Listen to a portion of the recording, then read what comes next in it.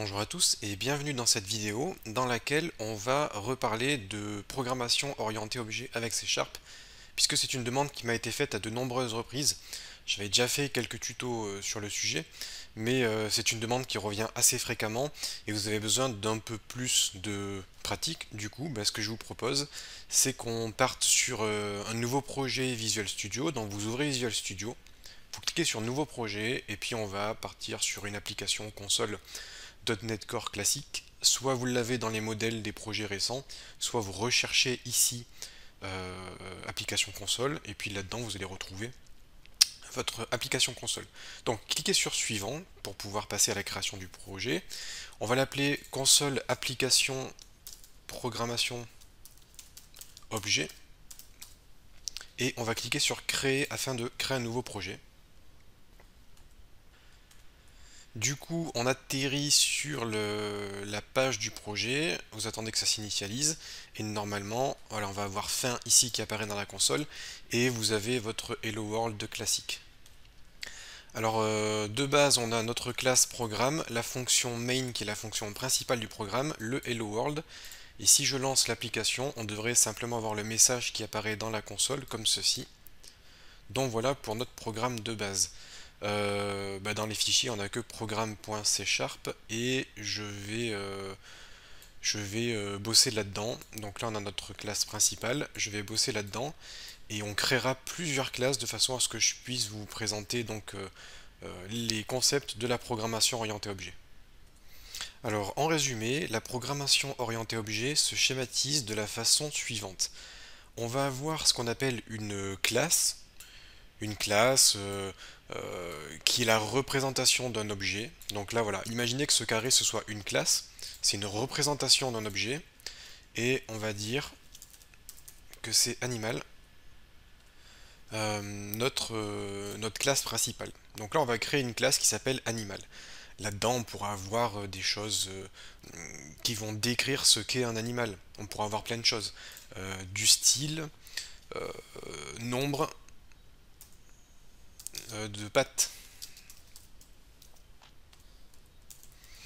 Nombre de pattes, couleur, enfin tout ce qui peut décrire un animal, hein, la vitesse de course, peu importe. On va avoir tout un tas de caractéristiques qui vont décrire ce qu'est un animal.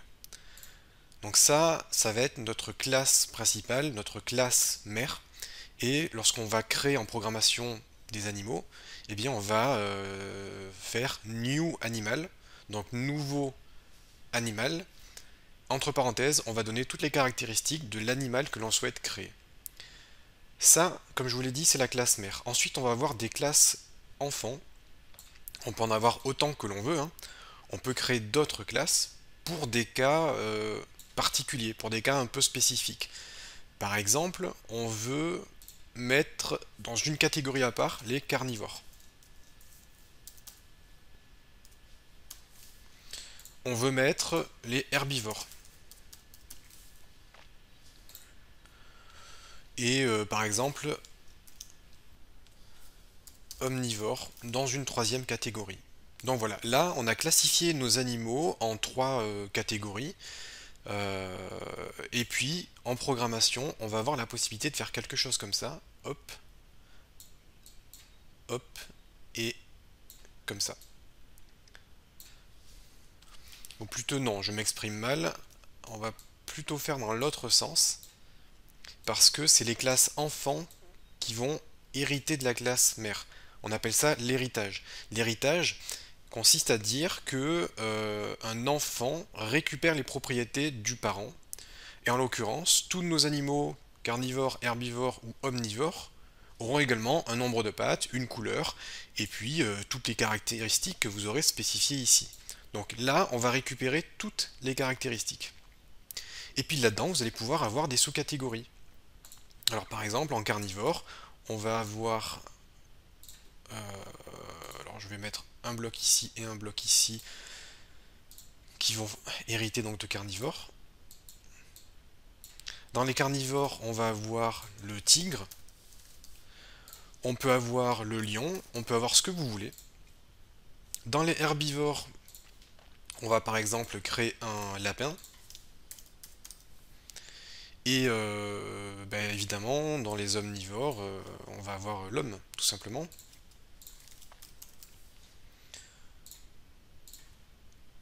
Qui sera omnivore, et le lapin sera herbivore. Donc là, on a créé des classes enfants, donc du troisième niveau. Et chaque classe enfant aura également accès aux propriétés du parent. Et si vous spécifiez des propriétés ici, eh bien, vous pourrez avoir des propriétés spécifiques à la classe omnivore, et vous pouvez également avoir des propriétés spécifiques à la classe homme. Donc chaque sous-classe pourra avoir ses propres caractéristiques.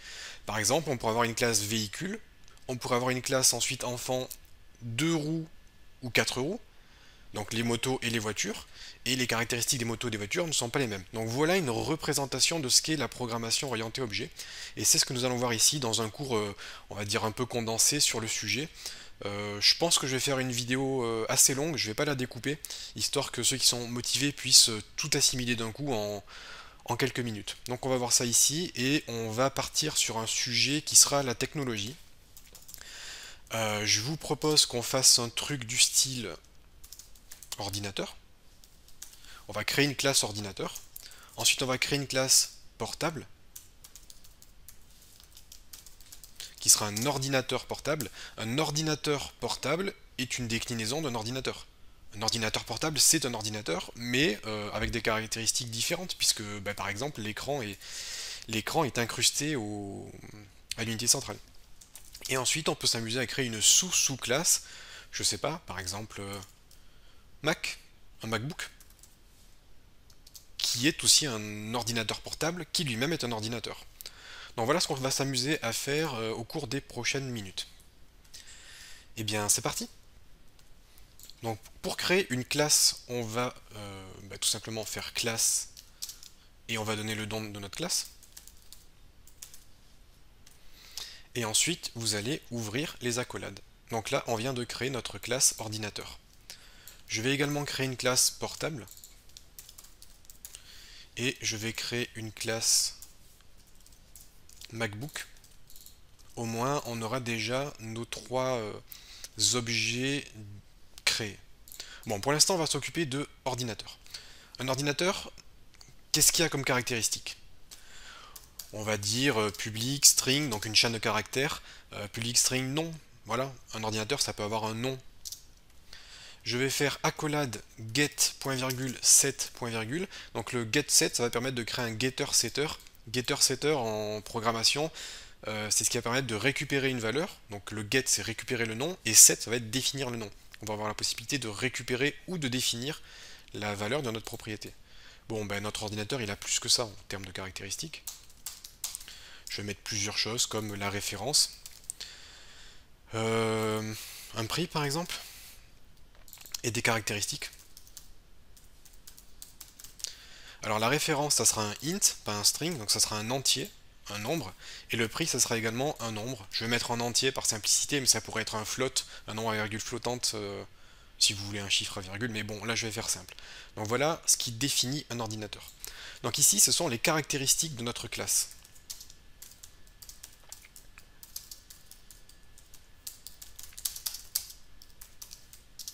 Ça, ce sont nos caractéristiques. Quand vous créez une classe, on va appeler ce qui s'appelle un constructeur. Le constructeur, ça va être une fonction, donc je vais l'appeler public, fonction publique, qui aura le même nom que votre classe, donc ordinateur. Notre fonction a le même nom que notre classe, ce qui indique que c'est le constructeur. Et entre parenthèses, vous allez indiquer les caractéristiques essentielles que vous devez renseigner lorsque vous créez un nouvel ordinateur. En l'occurrence, ça va être string nom, int référence, ça va être int prix, et on a dit quoi? String caractéristique. Est-ce que je me suis trompé dans l'orthographe?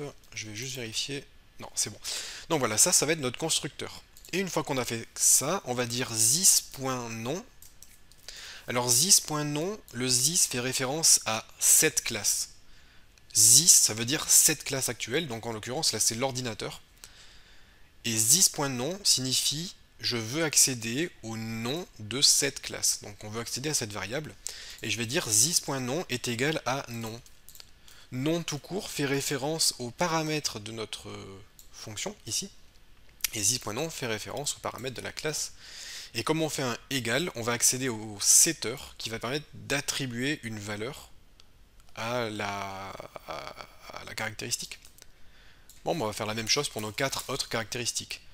On a la référence, donc this.référence est égal à référence, idem pour le prix, et enfin on fait les caractéristiques de façon à attribuer toutes ces valeurs à notre ordinateur. Donc maintenant on a décrit ce qu'est un ordinateur et on peut même construire un ordinateur. Alors ce qu'on peut faire, qui pourrait être marrant, c'est compter le nombre d'ordinateurs que l'on a en stock. Ce que je vais faire donc, c'est créer une variable statique. Static int nbordi est égal à 0. Et une variable statique, on peut y accéder via directement en fait. Quand elle est en statique, on peut directement accéder à cette variable via son nom, ce qui va nous permettre d'avoir une information sans instancier la classe. Instancier la classe, ça veut dire faire new ordinateur. Quand vous faites new ordinateur, vous créez une instance de la classe. Chaque fois que vous créez une instance, eh bien l'instance aura des caractéristiques, celles que l'on aura décrites dans notre constructeur. Je vais vous montrer ça, je peux vous montrer ça tout de suite. Je vais créer un ordinateur. Donc vous savez, on peut créer des variables de type int, de type string. Et bien maintenant, on peut créer une variable de type ordinateur, puisqu'on a créé une classe ordinateur. Je vais l'appeler par exemple mon ordi. Donc là, j'ai créé une variable de type ordinateur. Bon, c'est pas vraiment une variable, j'appelle ça une variable, ça va être une instance de la classe ordinateur. Je dis que c'est égal à new ordinateur, donc à une nouvelle instance de notre classe ordinateur. Et entre parenthèses ici, eh bien, je vais spécifier les caractéristiques de mon ordinateur. Donc c'est un HP au main au niveau du nom. Alors au niveau de la référence, je vais mettre 999888, enfin peu importe, on va dire c'est comme un code barre. Ensuite, le prix, on va mettre par exemple 2000 €. Et pour les caractéristiques, ce que je vous propose, c'est qu'on fasse une chaîne de caractères avec les caractéristiques séparées par des points-virgules. On va faire par exemple dans l'ordre Intel i7. Donc ça sera le processeur, point virgule, la carte graphique, Nvidia, je sais pas, GTX 1080, ça sera la carte graphique, point virgule, et la RAM, on va dire 16 GB, et ça sera la quantité de RAM. Donc là, j'ai créé une nouvelle instance de mon ordinateur qui a ses propres caractéristiques. Ce qui fait que là, mon ordinateur a vraiment ses propres caractéristiques. Si je crée un autre ordinateur, qui sera par exemple ton ordi, donc on va dire c'est un i5 GTX, je vais mettre une 1070 et je vais mettre 8 Go de RAM, et bien ce deuxième ordinateur aura également ses propres caractéristiques. Donc ici j'étais en train de créer ma variable statique. Je vous ai dit que l'avantage c'est qu'on peut y accéder facilement rien qu'avec son nom.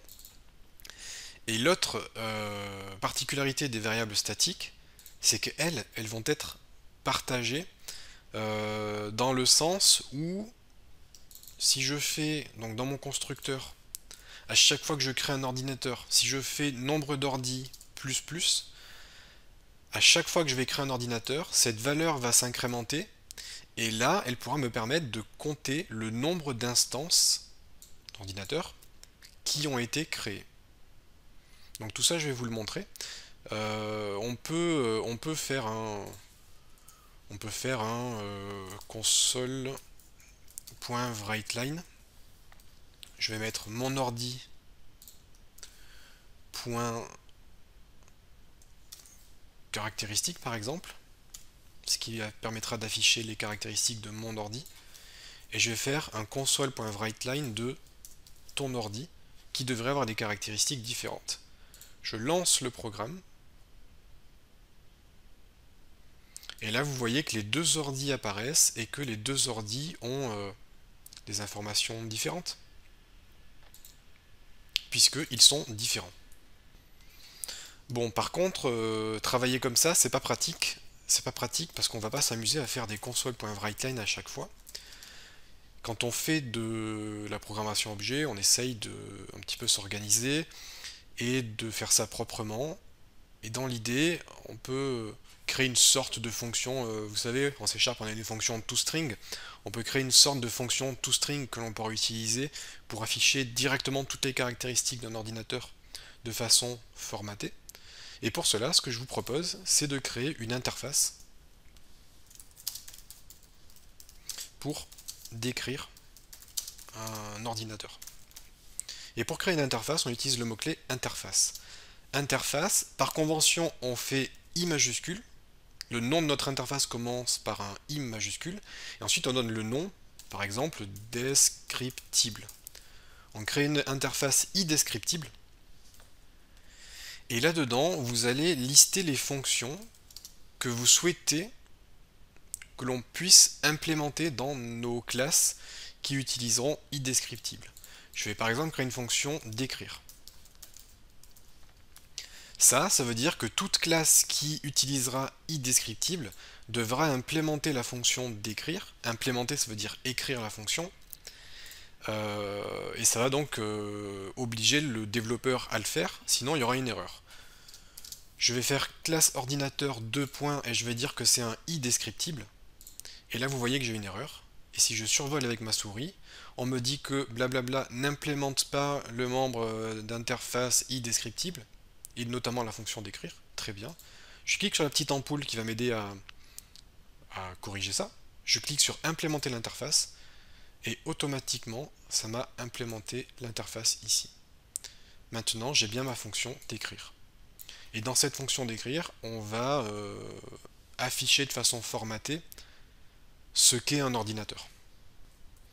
Donc là je peux faire un console.writeLine nom plus parenthèse plus référence plus parenthèse fermante. Donc là j'affiche le nom de l'ordinateur et entre parenthèses sa référence.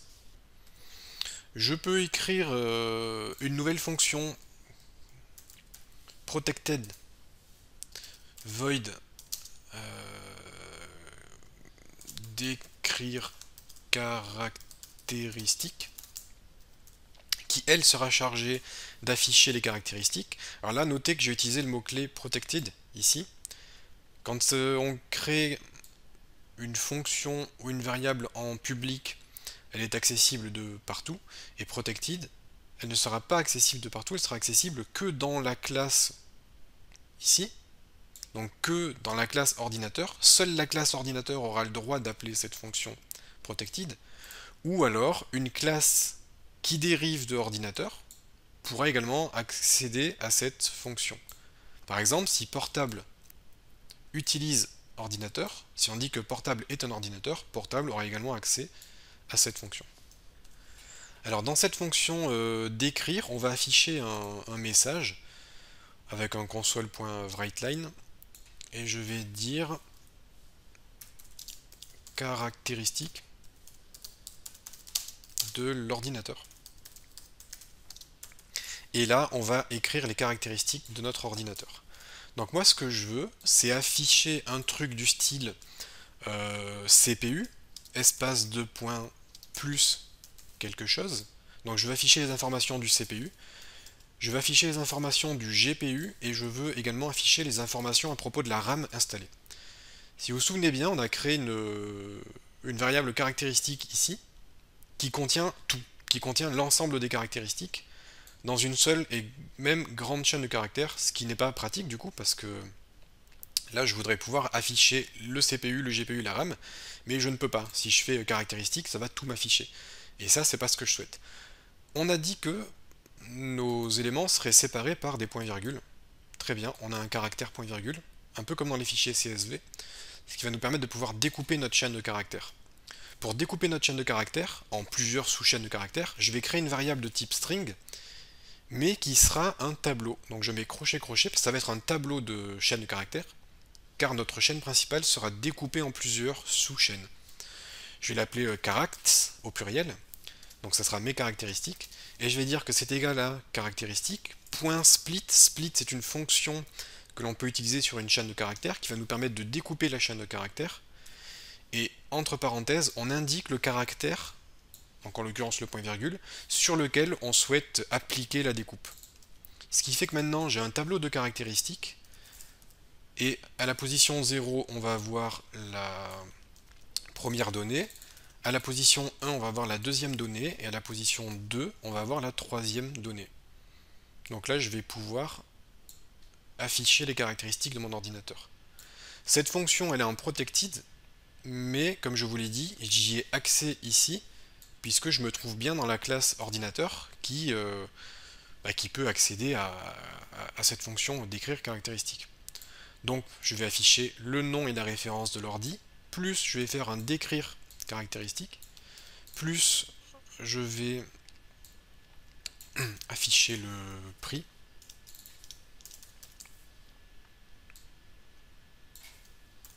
Je vais mettre prix TTC par exemple. Ensuite, on peut faire un truc sympa comme vérifier la quantité en stock d'ordinateur.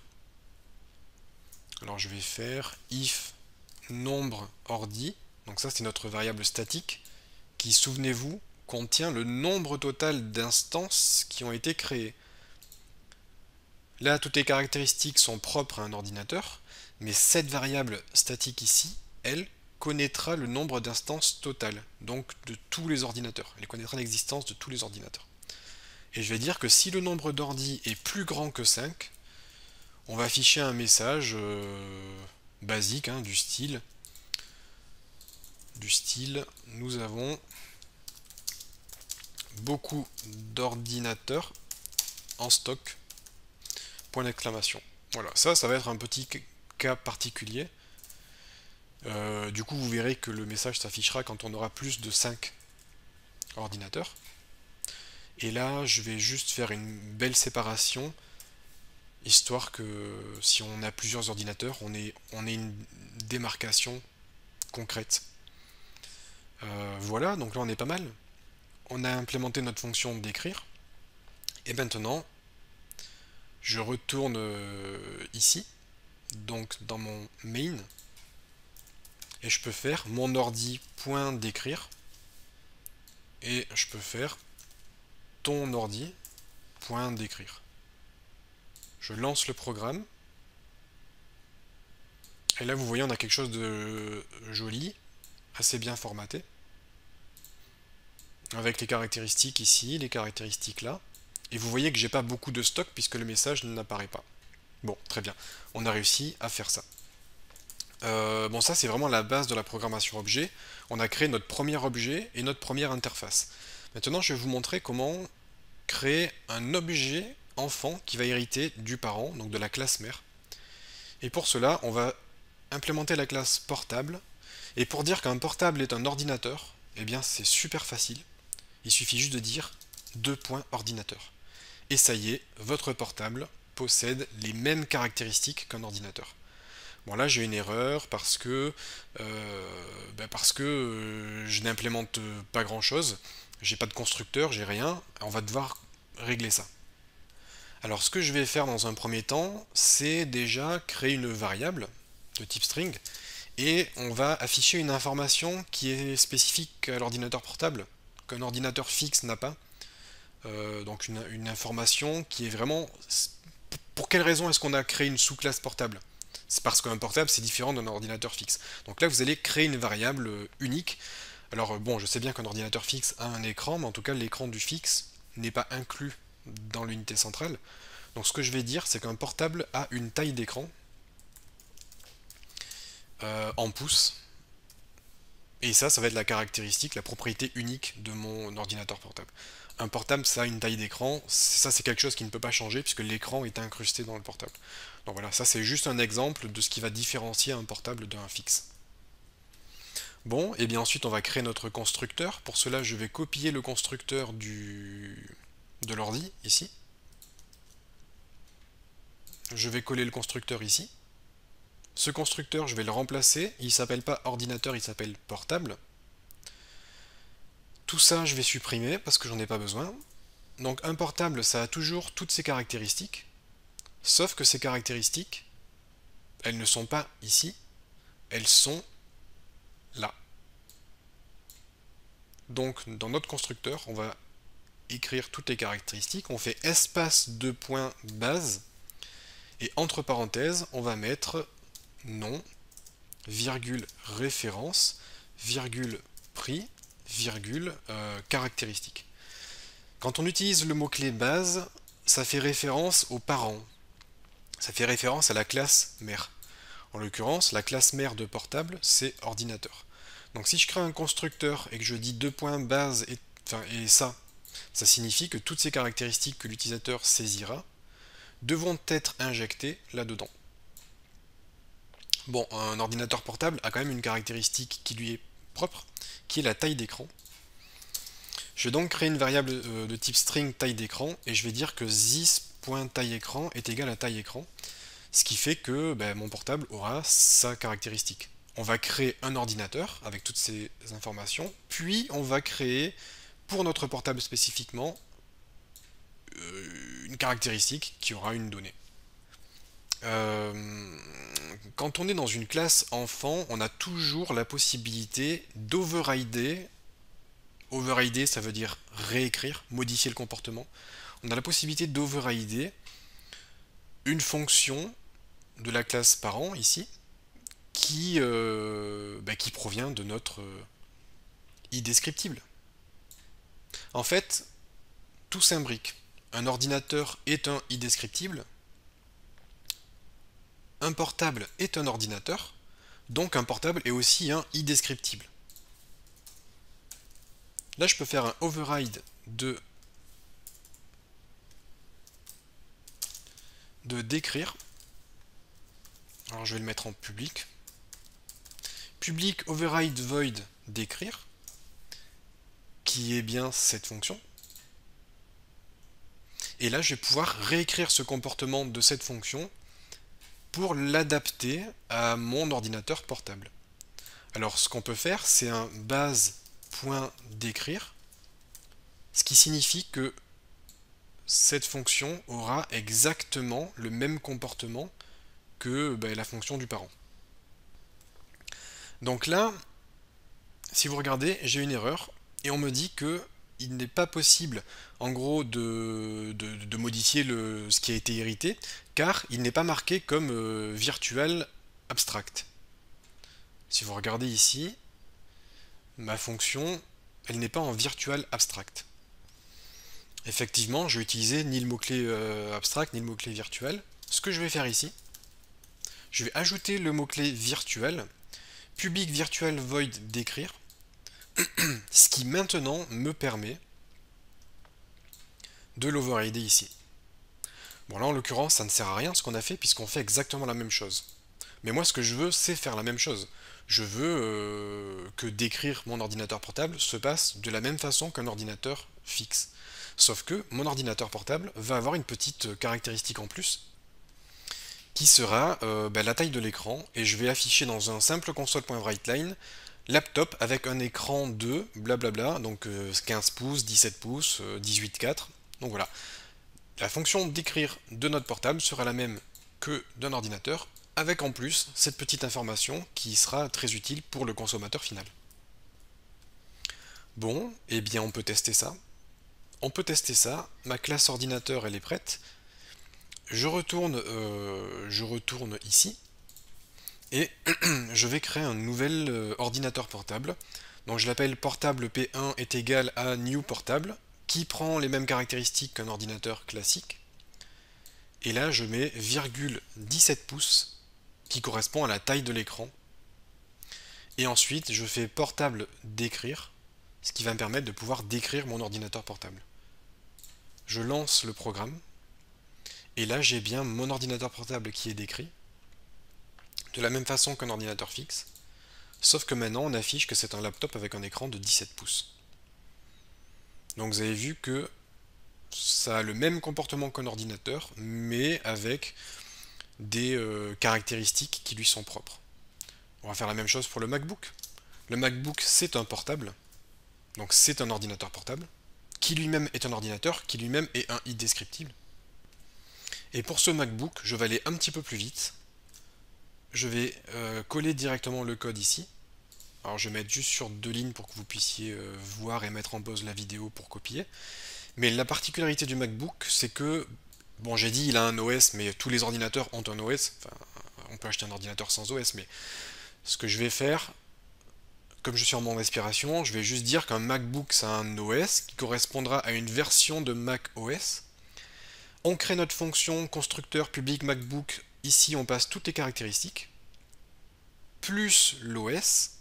Ensuite, on dit que toutes ces caractéristiques-là sont relatives à la classe de base, donc notre parent. Et il n'y a que l'OS qui sera propre à nous-mêmes. Et je fais un public override void de décrire pour faire base.décrire. Le base.décrire, en fait, ce que ça va faire, c'est que ça va regarder la classe portable, ça va faire ça, qui elle-même va regarder la classe parent et qui va faire ça. Donc en fait, ça s'imbrique. À chaque fois, ça s'imbrique. Et donc la caractéristique du Mac, c'est que ça va dire, attention, c'est un MacBook avec un OS ayant la version blablabla blablabla. Donc on peut tester. Je retourne dans ma fonction main principale. Je crée un MacBook qui aura macOS Léopard. CTRL S, je lance le projet. Et là, je vois bien que j'ai mon MacBook Pro ici, qui est un portable, donc j'ai un laptop avec écran de 15 pouces, et qui a macOS version Léopard. Bon, maintenant on va pouvoir faire des tests un petit peu plus poussés. Ce que je vais faire, c'est créer une liste. Je vais créer une liste ordinateur, que je vais appeler ordi. Ici j'ai une erreur parce que liste n'est pas connue. Je survole avec la souris, petite ampoule, using system collection générique, qui va m'ajouter ça, qui va me permettre de travailler avec les listes. Donc là je crée une liste d'ordinateur. Je dis que c'est égal à new, new quoi? À new list ordinateur. Je crée ma liste. Non, d'ailleurs, je vais même pas mettre parenthèse, je vais directement mettre des accolades parce qu'on va saisir. Alors, j'oublie pas le point virgule. Hein. On va saisir la liste de nos ordis. Alors, j'ai oublié le égal. Voilà. J'ai déjà préparé quelques ordinateurs ici. Je vous laisserai les recopier. J'ai mis 4 ordinateurs, ce qui fait qu'on a un total de 6 ordis. Donc voilà, on a créé notre liste d'ordinateurs. Je vais faire un for each ordinateur, je vais l'appeler O in ordi. Donc ça veut dire pour chaque ordinateur dans nos ordis, on va faire un O.décrire pour décrire l'ordinateur en question. Donc voilà, on génère notre liste et on décrit, on donne la description de l'ordinateur.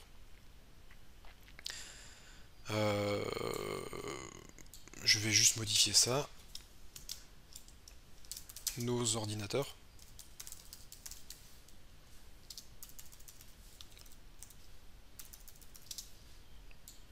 Je vais faire un message tout en bas.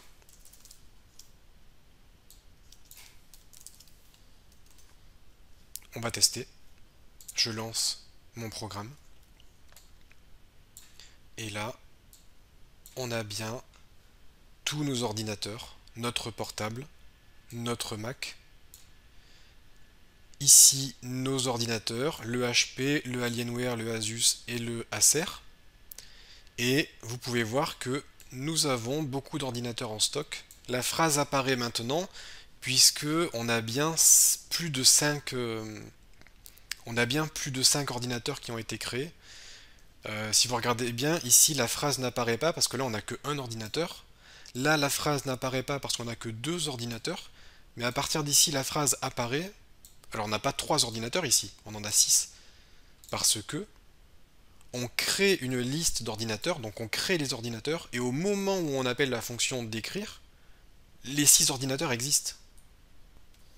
Ce qui fait que là, on a beaucoup d'ordinateurs en stock, tac tac tac, et ici, on a bien l'ensemble des informations qui apparaissent à l'écran. Donc voilà pour ce topo sur la programmation orientée objet. J'essaierai de vous donner le code en description, comme ça vous aurez accès à ce bout de code. N'hésitez pas à vous entraîner. Amusez-vous à créer des classes, des sous-classes, à les imbriquer. essayer d'aller un petit peu plus loin que ce que je vous montre, histoire de tout simplement pratiquer et bien assimiler ces notions. C'est vraiment pas très compliqué, en revanche c'est très pratique. Ça va vous permettre de faire plein de choses et de bien organiser vos programmes.